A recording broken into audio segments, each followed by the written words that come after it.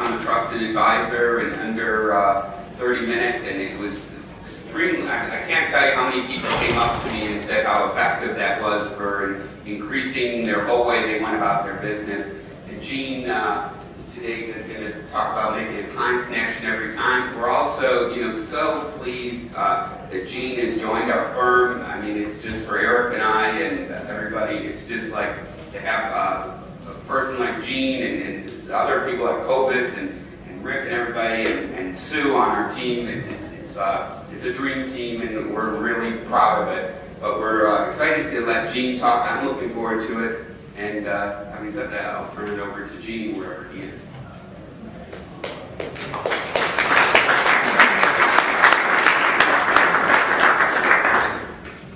I didn't know I was a feature speaker until you just heard that. I thought it was a filler between now and the party.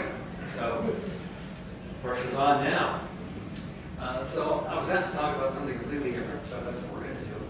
I think there's supposed to be a clicker here or something like this. Is this the advance? I'm going to try and do this with a microphone instead of a lav. Let me know when I start to wander off from the microphone, okay?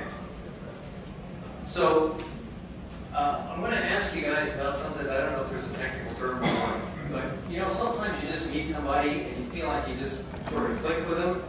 I mean, I certainly know that's not a technical term.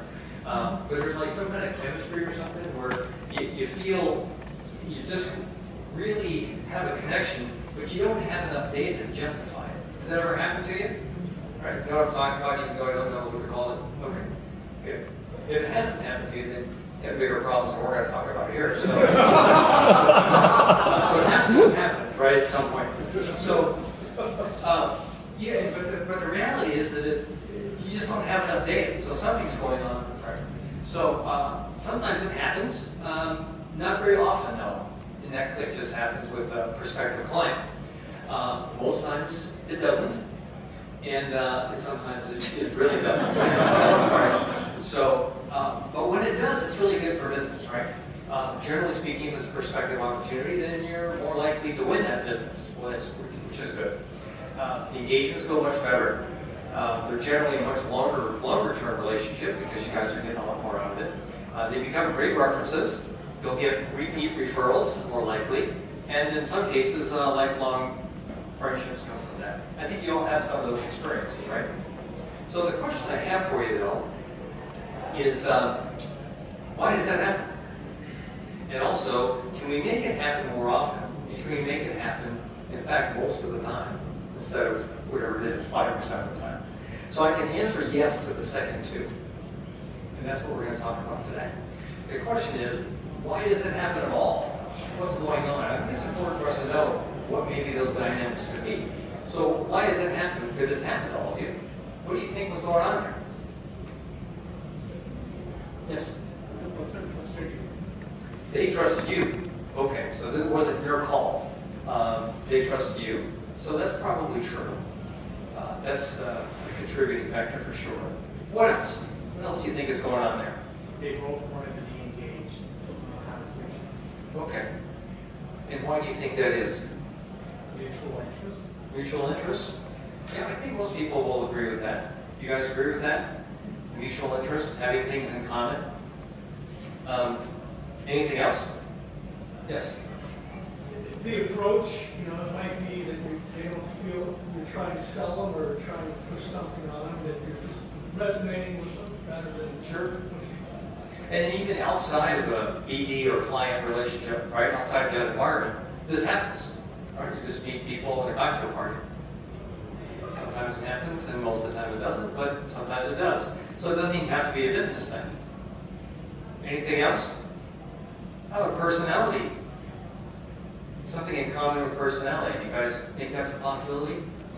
Right? So this concept of maybe likes attract, right? Have you ever heard of this one? Opposites attract? Think about some of the best marriages that you know. Hopefully you're one of them. Is it because they're like? Yeah, maybe not. So if likes attract, opposites attract, then I think that's pretty useless for the conversation, right? So I don't think personality has a lot to do with it. But things in common, so that would be the most common thing that people would say, right? You just have a lot of stuff in common. So stuff like what?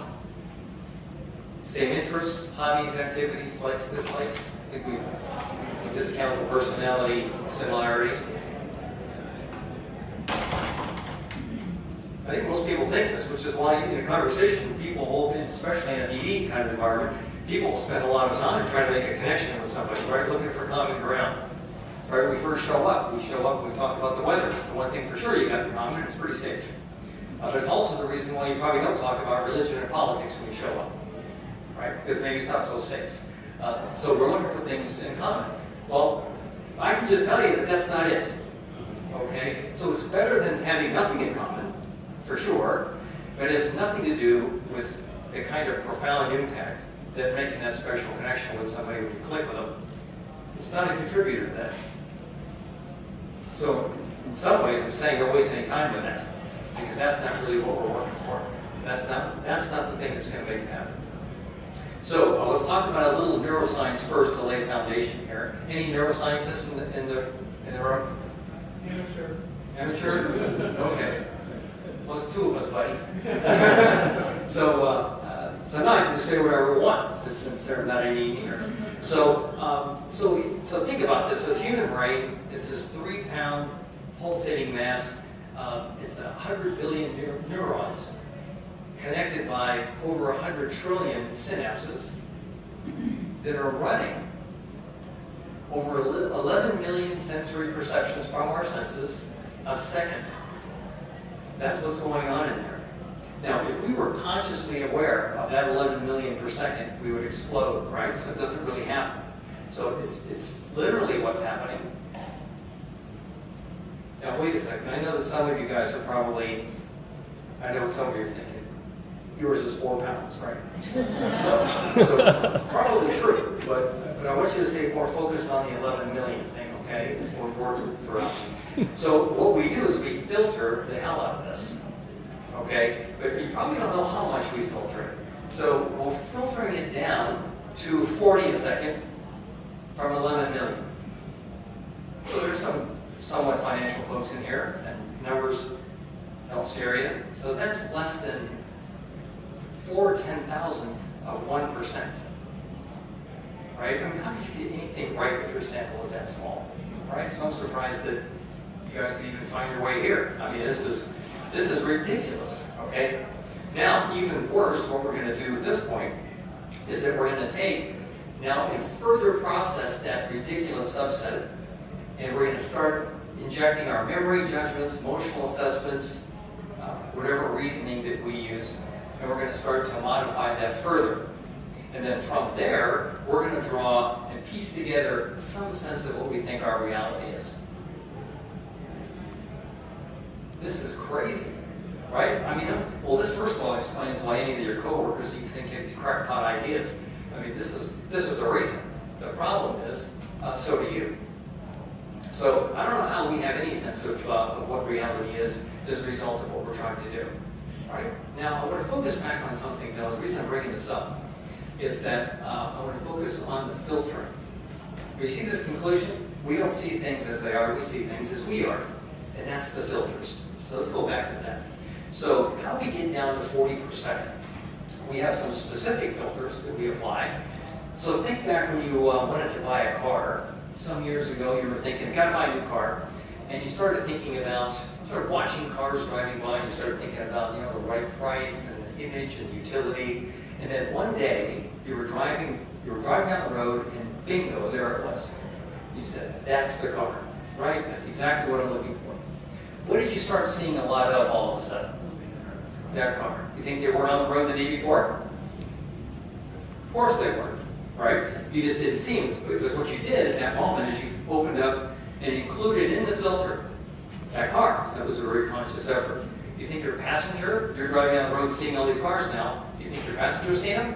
No. Because it's not in their 40, but you put it in 40, so it's quite conscious.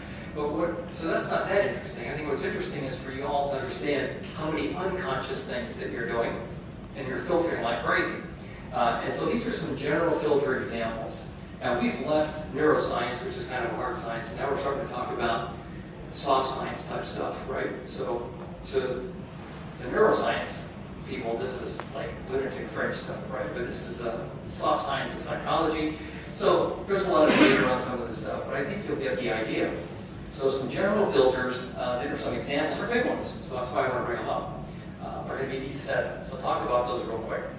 So you know this one, right? This primary sensory dominance thing, visuals, kinesthetics, auditories. People like Tony Robbins make millions of dollars telling people about this one, right? So this will be the first one that I'll bring up. And so this is this whole idea of visual, kinesthetic, auditory people. So that we all use all these senses, but we do, much like we're left-handed or right-handed, we're going to sort of lean heavily on one versus another, right? So we're doing all of them. It's just that, you know, what's the strongest? So you hear these kind of numbers all the time. 55% of people visual, kinesthetic, and auditory in those percentages. Okay? Now, depending on how strongly you lean on those, I mean, you can identify with the world who you are. That's what's interesting about some of these things. If you take a look at visuals, if it's a very strong visual, you can tell by the way they talk. They're talking quick and bursty because a picture is worth 1,000 words, right? And they live by thinking as slideshows, right? So they're seeing pictures, life is a slideshow. If you picture it, to tell you all about it, stop for a second, get the picture in, and then start describing it. So they talk like that, but they use these kind of words. I see what you mean. Looks good to me. Good seeing you again. Let's see what you have. These are all visual words, right? They just talk like this. So that's a pretty obvious one. If you have somebody who's kinesthetically driven, right? They'll start talking about things about feeling, how they feel about stuff. So they'll always be uncomfortable with that, right? I found that irritating. I got a grasp of the situation, left me with a bad taste in my mouth. You see how physical that is and how I'm feeling? That's the person that you know is a very kinesthetic sort of person. And then auditory was the minority of folks. Sounds good to me. See, they're starting to talk with auditory kinds of words. So you can see who they are, right?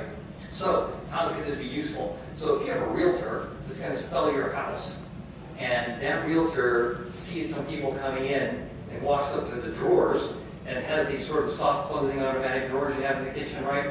Goes to the prospective buyer and says, check this out. He goes, look at that, not a sound. Fire that guy. Okay, he's only going to relate to 20% of the people. 80% of the people are going to say, quiet drawers? What's, drawer fetish? I didn't know that was a thing. Right? Who cares? Right? That's 80% of the people. So 20% of the people are going to relate to this guy. Get your room. So, or they go to the countertops, the granite countertops, check your kitchen. Bam! Feel that. Look how solid, how well built this place is. And you got to fire that one too. It's a face I haven't seen in a long time. How are you? So, that person's only relating to 25% of folks, right? You want the person who's saying, look how open and airy this is. Look how bright it is. Look at how from here you can see the whole family playing across the way there with the open floor plan. Right? That's what you're looking for. So that's what this is, right? So this is a simple one. So you default to one of these. You probably know what it is. Okay? So another one is sorting. So we sort, when we see something, we sort people, activities, and data. So when you see this picture, so let's say you're walking down the hallway, you see a colleague down the hallway, opens the door, pops her head in for 1 second, closes the door, steps out, and you say, so what happened? They could say, look at this picture, what's happening here? They could say, there's 5 people in there having a meeting. All right, 3 of our colleagues, 2 guests. It's a people sort. Or they could say, well, there's some kind of a training going on, some kind of presentation. You can ask how many people, I don't know. What are they talking about? I don't know. Another person, their response could be that, well, it looks like some people talking about finances. Data was more important, but the other 2 things exist. So we sort that way. So that's another thing that you're doing unconsciously. Now, the people you're dealing with, they may do it differently than you. And then you start looking at the combinations of these things. Another one is chunking. This must be, you all know this one. You're going to go talk to a prospective client or a client, and you're going to show them big picture stuff, small picture stuff, right? You're going to show them details, or is this the kind of person you got to show them pictures of ducks and bunnies from the beginning, right? So you kind of know that. So you take a look at the picture, what do you see? You see forest, you see trees, right? So that's an easy one. It's not a question of whether you ultimately see both. It's one nanosecond ahead of the other one. Which one do you see first? Okay? Matching or mismatching. So most people, by far, they look for things that are common. So when you take a look at this picture, do you see two boxes and then a bigger one? Or do you see that one box is bigger than the other two? Seems like, who cares?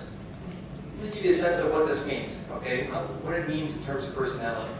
So I am a mismatcher, right? It's a minority of folks. I suspect, given the nature of what you do, I suspect we have a disproportionate number of mismatchers in here. So I'm going to use this one as an example. So mismatchers, probably the most misunderstood people on the planet. So that's why we're going to talk about this for a second. So here's what it is. I take a look at my kid's report card 10 years ago, 15 years ago, 5 A's and a B. Wow. Looks like the wheels came off on science. What a jerk, right? That's because as a mismatcher, you see the thing that's out of sync. You see the nail sticking up first, right? Well, I know I'm that, so I've got to go out of my way to say, wow, 5 A's. In the back of my mind, I got to suppress the thing saying, what the hell happened in science? Jesus. Okay? So you got to know that that's what's going on here. Otherwise, what happens is people think that you are kind of critical. They think you're argumentative, kind of negative. Right? That's the life of the party, right? When everybody wants to go out to lunch, hey, no, it's Bob here. Okay, he's not really that much fun. But actually, Bob's what's important. Mismatchers are great problem solvers. They're the ones that see the nail stick it up, right? So they're the ones in college that were rewarded for finding an accounting transaction that was wrong that caused things not to balance. They were the first ones to find it. They were coders. So they're they're the first one that can find the syntax error in the line of code that caused that program to either stall or loop or whatever the problem is, right? So the mismatcher was rewarded. So you're starting to get the picture of mismatchers, right? Accounting person, programmer, right? So get the idea, right? So most people see the commonality of things. So even things like we talked about earlier about how, how is it that we click with folks? Well, it's because we have stuff in common. Yeah, of course you would think that. Most people do. So that's an example of what I'm talking about. So it's important to know if you're a matcher or mismatcher, because you have to compensate for that, right?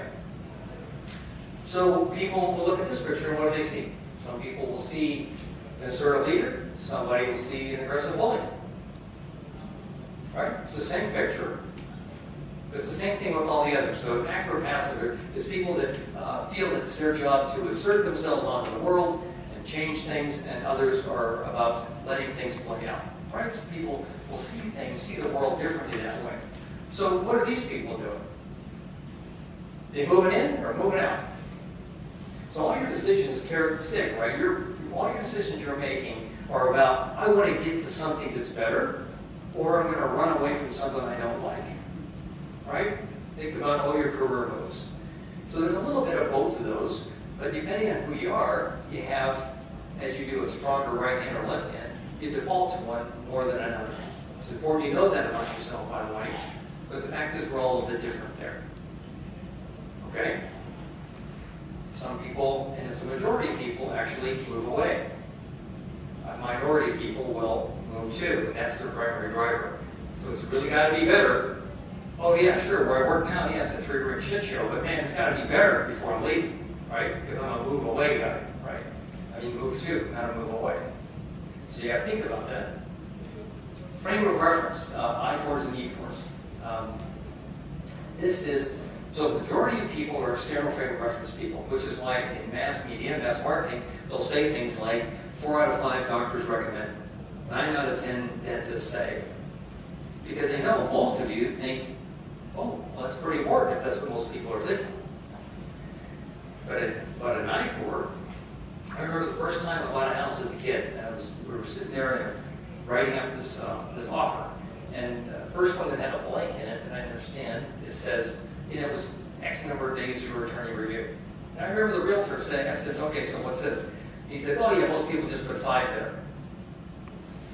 Now, I guess that probably works for him, but I have an I-4. So I said, so what do you say?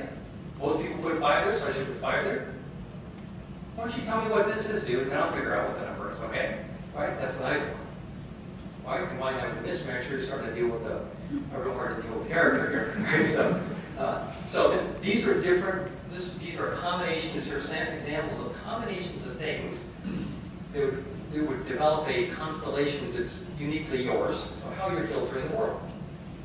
So when we go back to this and understand we're filtering it, consciously and unconsciously, you're taking that, processing it with the rest of your existence, and then you're going to come up with a reinforced reality on a daily basis, right?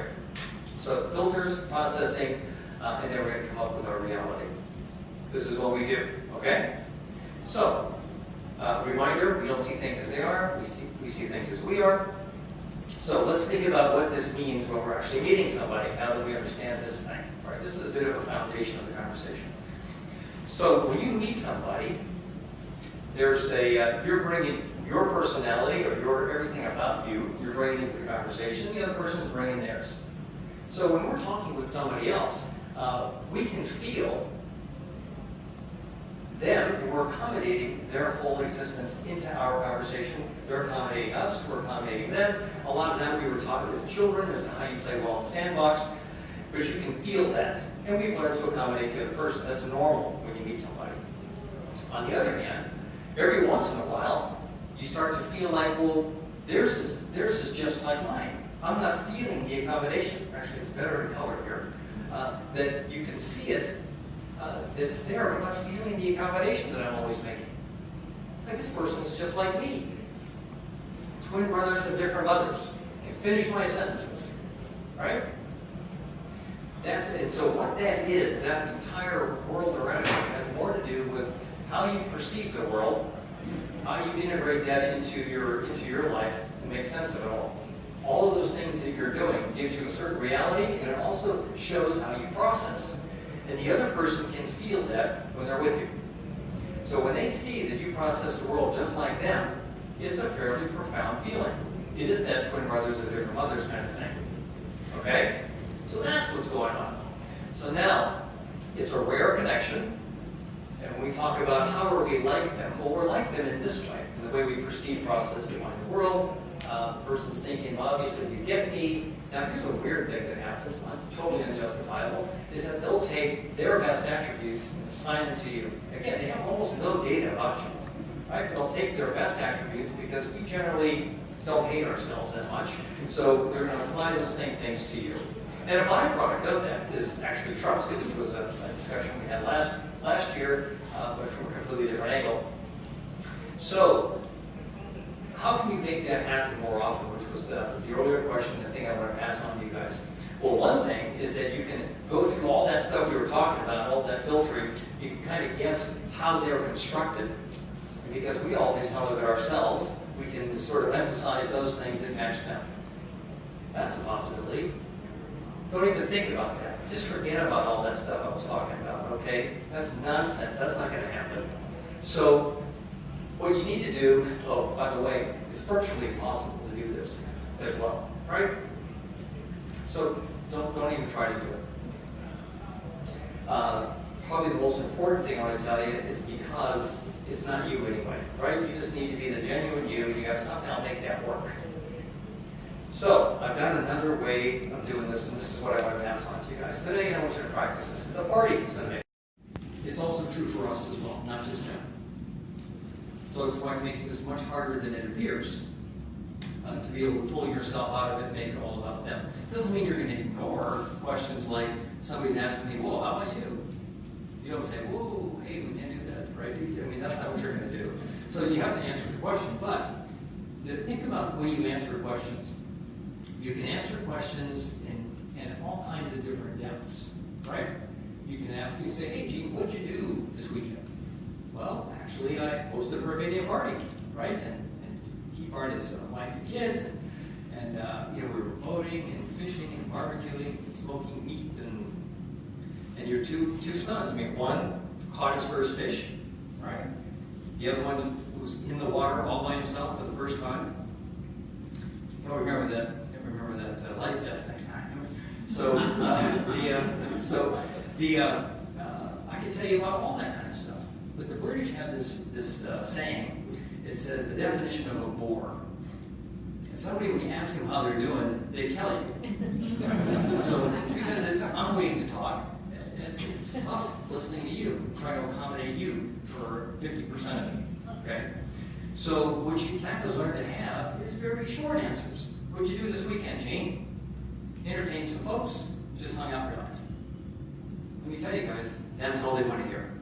Right? So if you want to start talking about your pedigree, your experience levels, your IQ, how entertaining you are, I'm telling you guys, the give a shit meter does not read really high on the other side of the table. Okay? So you should start learning what are really short things. Be prepared if somebody asks you, however, you can answer. You'll be shocked how many times they don't ask you, right? So that you need to live in that world of where you're going to give them just the least amount. So you are answering questions, but you should always end your statements with, and how about you? Or getting back to them about that thing that you said a few minutes ago. I'd like to learn more about that. So that's the technique. All you're going to do is do that, and your prospective client is going to assign all kinds of attributes to you that you probably don't even deserve, and it's going to be a wonderful experience for them. And they're going to start treating you like some of the things we talked about earlier, right? It's going to be a great relationship. They're going to pick you amongst other competitors. All those good things will start to accrue. You'll get referrals, that sort of thing. So, getting toward the end here, this is a different way of looking at it. Now, I'm going to ask if anybody's seen this. Anybody's seen this? This is old. This is apparently, 60s, 50s maybe. You've seen this? So this is about career evolution, is how it's used the most. I think it's one of these Dale Carnegie kind of things, right? And it's only recently, in the last couple of decades, since I'm a little embarrassed to talk about this, that this became significant to me. So what this means is that you're starting off in a world of just trying to survive, right? You're just surviving in the world. And then you get to the point where, your income, your job stability is there, so you know that everything is covered, all your bills are paid, you're good. And then ultimately, you're trying to get to a point of success, which is excess, right? You have way more than you need, and you've arrived. And pretty much this is what people are focused on. And really, for most people, they don't necessarily even get to success. So there's kind of this almost artificial ceiling here, where people are fighting to the very end to try to get to that level. Right? But the idea, though, is that there's another thing. So the embarrassing part about this is that this happened to me. So I grew up from an old school approach, right? I was told many years ago that this is how you're going to be successful, Gene. You need to go to the best business schools in the country. You need to go into the technology industry. You need to go into high tech. That's the industry of the future. You need to be, by age 40, you need to be an executive. A Fortune 500 executive by age 45, and then you will have arrived. So I did all of that, and I got there and said, right, in the immortal words of 50 Cent, right, no money, no problems. No, in my case, I didn't have no problems, right? What I didn't have, though, is I didn't have a lot more happiness. So I didn't realize that what this was all about was about significance. It was about being significant in the lives of others. And that's not really what I'm here to talk about. There's something else I want to talk about as it relates to this, though. If you were to ask people, well, first let me ask you this. Everything below that line, who's that about? It's about ourselves, right? And of course, everything above, who's that about? Everyone else, right? Others. So if you were to ask people, what are the 2 happiest days in your life? What do you think the common answers are? That's not a rhetorical question. Children, birth of children, and getting married. Okay. Getting married, birth of a child. You guys buy that, right? That's pretty common. So why are those universally considered 2 of the happiest days? So in this model, I'll tell you, it's because no matter who you are, that was the day that it became extremely obvious to you, possibly for the first time, but it became very obvious to you that it's possible to have somebody else's well-being be as important or more important than yours. Because the first time it wasn't all about you. And so there's a certain happiness connected to that. So that's an important sign. Think about that. The other thing that's interesting is its significance has nothing to do with these other three below. It's a completely independent variable. I don't think that Gandhi and Mother Teresa were like really strung out over being successful before they could start doing some good work, right? It has nothing to do with any of that. So that's the embarrassing part about this. For me, I had to get to the point where I did what they told me to do. How come it doesn't feel a whole lot better? So since that time, in my case, it was only then that I started to figure out that it really has to do with being significant in the life of others. But the part I want to talk about, although the part about me is very interesting to me, but that's not what I'm going to talk about. So what I'm going to talk about is the fact that people who get to that point, there's a certain set of behaviors that they engage in. When you're living in this world up here, where what the most important thing, motivator for you, is to be significant in the life of others, your behavior changes. There's everything about what you say, about what you do, what you look like, what you smell like, is different to other people. Now they also know that it's rare. Everybody else, they won't even be conscious of this. Much in the same way with the previous slide where I talked about how you just make it all about them. They're going to love you for it. They're not going to realize that this is what's happening. But what they do realize is that there's a very special human being sitting across the table or standing in front of them. Because it's really hard for human beings not to do what we're hardwired to do, which is to have it be all about us. And I'm only going to listen to your family story because you listen to mine, right? Because I was taught you're supposed to do that. They know that we're all built that way. So when you're in the presence of somebody who truly is living this, it has a profound effect on the other person. That's what you're really simulating by just making it about the other person. They're unconscious of it, but they really start to, they fundamentally understand that there's a superior human being in front of them, and they just need you to be part of their life. So that's really what I'm recommending. I'd like you to try and do that at the party tonight. Make it all about the other person. If you're talking to me, I'm going to love that because it will be all about me. But try and do that, keep practicing that. And I think that what people fail to understand is the power of this. I think people are still thinking, being nice to the people is probably a good idea. That's not what this is. You really are talking about, if you completely make it about somebody else, it has a profound effect on them, more than any other thing that you could possibly do, and they start to attribute things that you don't deserve to you. So that's really all my message is. So if you have any questions, you can ask me. If you want to argue with me, and you want to debate it, whatever you want. So if everybody at the party, let's listen to this. That's no conversation. Move your talk. That's right. Yeah, that's right. I would love to be able to see that happen. The thing you'll find out is how hard this is. So we'll see a lot of people attempting it, is what you might see. Yes.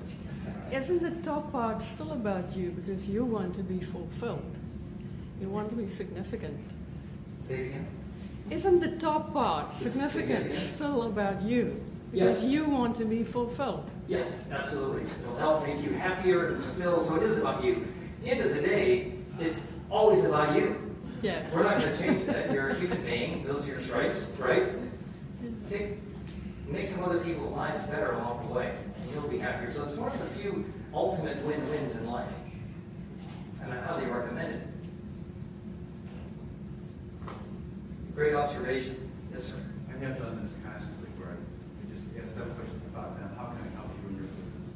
And invariably, they'll always say, they feel a little guilty. Like, so tell me about your business. How can I help you towards the end? Yep. Not always. Yeah, it's amazing how long you can go in a conversation. You see, networking conversations are all sort of 50-50. Right? In most conversations where you're trying to relate to the other person, oh, you live in LA? Hey, so do I, right? So now it's 50-50, right? You can't make it all about them because you're too busy talking about getting your share of the conversation.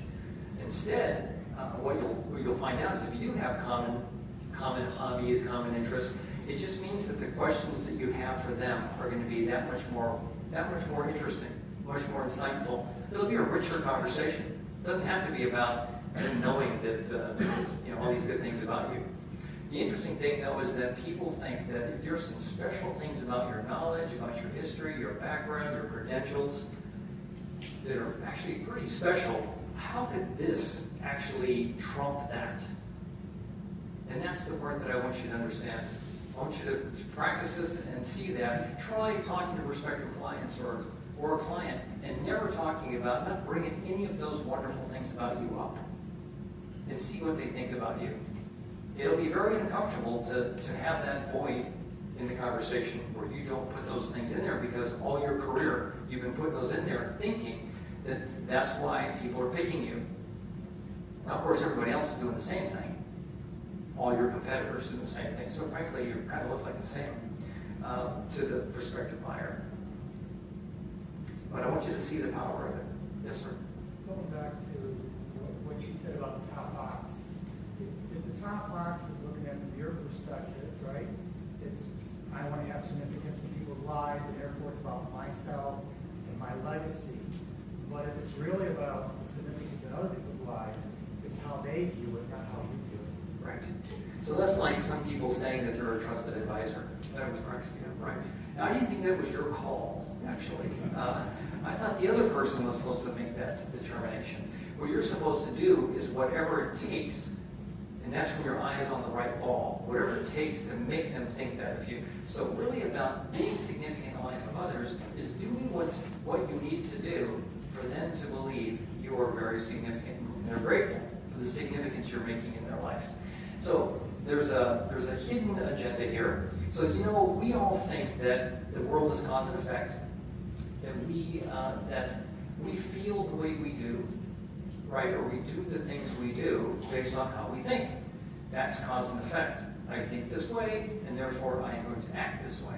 So the reverse, on the other hand, is generally not viewed as being so much the issue. Well, it turns out that human beings actually are more responsive than proactive in almost all aspects of your life.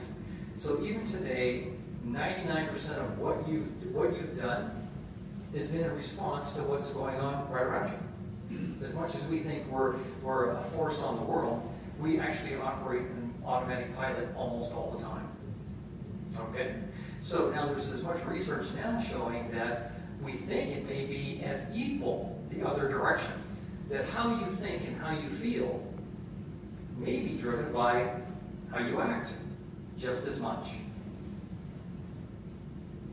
So there's an exercise. Does everybody have a pen? So stand up. Get a pen. And I want you to, first we'll do this. Without the pen first, just hold in your hand. Now just look down at the floor like this. Punch yourself your back over a little bit like this. Now feel really happy. Now, take the pen, put it in your mouth. It's going to be your pen, right? Like this. Put your hands up.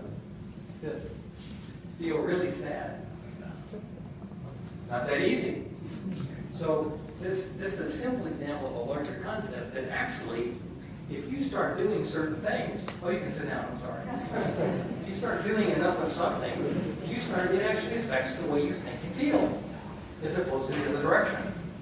So, you surfaced my ulterior motive, which I wasn't going to bring up, is that if you start doing that behavior because it's in your best interest from a career and money-making perspective, which tends to get people's attention, I personally think you'll be a better human being. But if I were to tell you that, you would think, what an arrogant, So keep doing that, and you'll start to find out that it may not be as self-serving as it might have started out to be. But then again, who cares, right? I mean, it's a win-win in the end of the day. Who cares? Yes. So what about the flip side of the equation? My wife and I have this conversation all the time with our friends. We're asking them how their life is, blah, blah, blah, blah, blah. And then you go home and you go, well, sons of a guns didn't ask us what was going on in our life. We just listened for 3 hours about their uncle, cousin, brother, son, and everything else. And medical challenges. And how do you judge this perspective? And they're making the connection, but you're going, we're supposed to be at least business friends, you know, something more than just a contact. But you never asked a word about my business or what's the place like. Well, you and your wife didn't need to get better friends, but on the business side, on the business side, you know, you're a professional, and so I actually said here that, you know, the idea is not to worry about being at the place where you get your emotional, psychological needs met. Right? It is a profession. I mean, it's not. I mean, you don't look like it. You're almost starting to sound like a millennial. I'm telling you, millennials. My daughter, who is one, called up and she says, "What's with these millennials?" I said, "What do you mean?" Because I'm working with all these people, and she said, "It's like every hour they got to stop and do a check to see if they're still feeling really good about their job." She says, "I got to tell them, what the hell are you doing? Get to work." Right? So we got to stop feeling good about getting our needs met with our client that way. The interesting thing, though, is the self-fulfilling prophecy that you start doing this. It's interesting how the client starts treating you afterwards. But that's what your job is to actually let it go and then see what happens afterwards. So if you were to, your wife were to, you and your wife were to hear what those people who never ask about you say about you to other people, it's a lot better than if it was a 50-50 conversation. I'm sure they're telling other people how wonderful you are. You personally aren't getting any direct needs met, but they're probably telling other people how wonderful you two are. Right? He's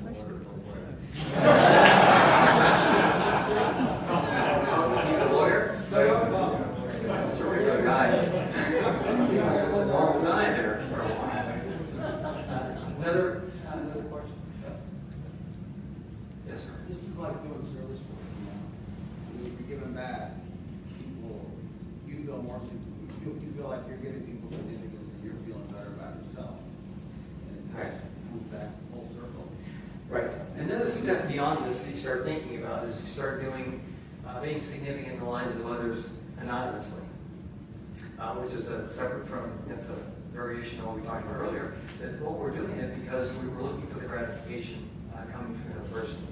But, you know, it's baby steps, right? So as you start seeing this issue kick in of if I act and behave a certain way, I start thinking and feeling a different way.